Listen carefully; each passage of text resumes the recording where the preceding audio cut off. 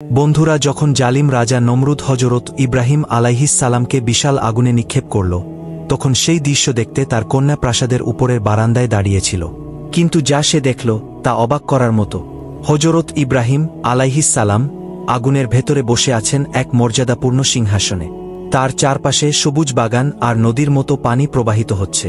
কাফেররা যেসব পাথর ছুঁড়েছিল সেগুলো যেন মেঘের মতো তার মাথার উপরে ঝুলে আছে। আর ইব্রাহিম আলাইহিস সালাম উচ্চ কণ্ঠে তার রবের নাম জিকির করছেন।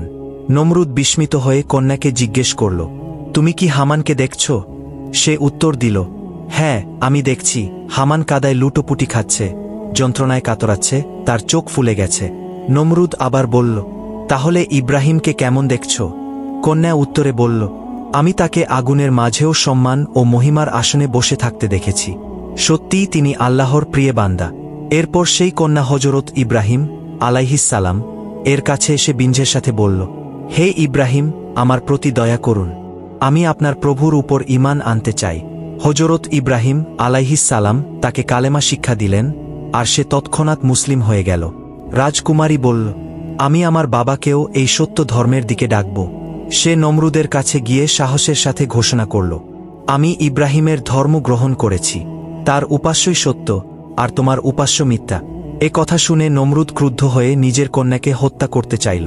কিন্তু হঠাৎ আকাশ থেকে একটি মেঘ নেমে এলো এবং তাকে তুলে নিয়ে গেল কোহে কাহফ নামক স্থানে। সেখানে সে সারা জীবন আল্লাহর ইবাদতে মগ্ন রইল। বন্ধুরা, ভিডিওটি ভালো লাগলে সাবস্ক্রাইব করে দেবেন।